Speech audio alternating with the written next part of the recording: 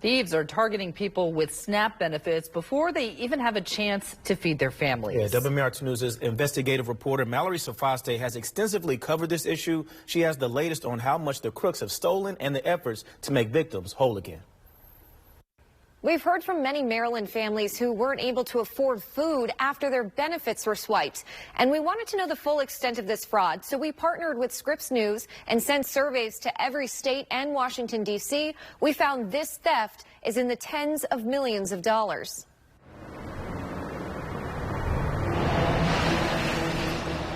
Over here, little stuff to make smoothies and stuff like that. Try to keep healthy. Burness Garrison has been keeping her grandkids healthy ever since they moved into her Baltimore, Maryland home in 2012. Their mother had just died, and Garrison became their guardian. But with more mouths to suddenly feed, Garrison found herself struggling to make ends meet.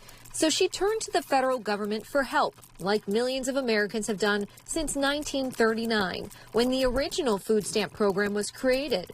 Today, that program has evolved into the Supplemental Nutrition Assistance Program, or SNAP for short. More than 20 million low-income households, including Garrison, get money from the federal government loaded onto special debit cards, like this one, every month to buy food. I'm on a fixed income, and the food stamps SNAP program helps a lot. But what captured our attention about Garrison's story is not how helpful these benefits have been to her over the years. It's why one day this money she relies on suddenly vanished from her SNAP card account. On the 11th of February, I went to the Northeast Market to buy the fresh vegetables and meats and things like that. Went to pay for it, swiped my card, and the young man behind the counter said, "There's nothing on your card." She immediately contacted the agency in Maryland administering her benefits and was shocked by what they told her. The person that answered the phone said that my food stamps had been taken at a Target in Minnesota. I live in Baltimore City. How much was taken? $360. And how much food would that usually buy for you? Oh my goodness, a month's worth of food, really. I asked was there any way they could help me with food. They told me no, because they had to do an ongoing investigation.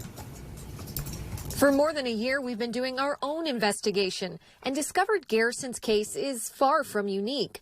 Federal food benefits are being stolen from families who use SNAP all across the country. To get a sense of the scale of this ongoing crime, Scripps News sent out surveys to agencies in all 50 states and Washington, D.C. We found at least 106,000 reports of stolen food benefits across 46 states, costing taxpayers more than $70 million. They know exactly when the funds are going to be put in the account.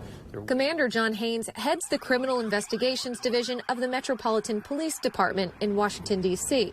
I know in the District of Columbia it's over $1 million lost. It is a shocking number. That loss, he told us, can be chalked up to this simple device. But literally what this is a skimming device. You can see there's double-sided tape. A criminal simply lays the device on top of an existing credit card reader inside a store. You can see just how easily that can be done in this surveillance video we obtained from police in Washington state. Just looking at it, you wouldn't be able to tell that anything is different. It literally takes seconds to put on. When you swipe your card and you put your PIN in, it records your card number and information and then also captures your PIN number. And it can all happen in plain sight. Here you're watching a woman at a Walmart in Colorado holding up a towel to try to prevent surveillance cameras from capturing her partner as he snaps a skimming device into place.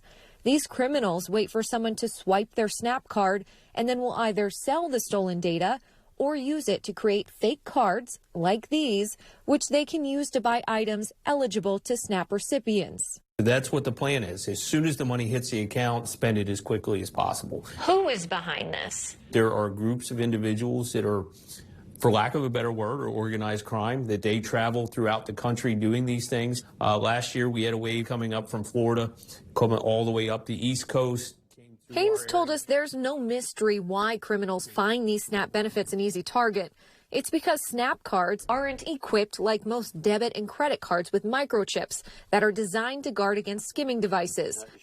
It's a security flaw Maryland Congressman Dutch Ruppersberger wants to fix. It needs to be done because that's the only way in the end you're going to stop it. He told us it was our reporting that led him to introduce legislation to beef up security for the SNAP program and provide permanent funding to reimburse theft victims. But what this is doing is lining the pockets of criminals and hurting all of these people who are in a less fortunate situation. And that's inexcusable.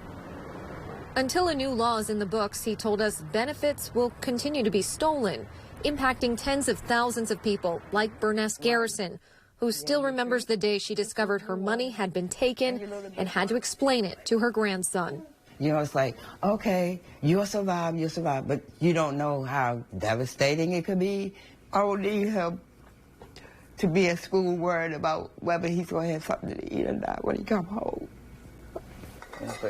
She told us her family has come to depend on this extra help every month, and she can't understand why the U.S. government allows this critical program to remain such an easy target for criminals. There's something wrong. There's something wrong in the system, in the programming. It's the security. It's something missing. It needs to be done. Fortunately, Berness received a replacement of her stolen benefits. However, it did take several months. Maryland was one of the first states in the country to begin reimbursements and passed a state law expanding who's eligible and for how long. So far, the state has reimbursed nearly $9 million to theft victims. For WMAR 2 News, I'm Mallory Sofastaii.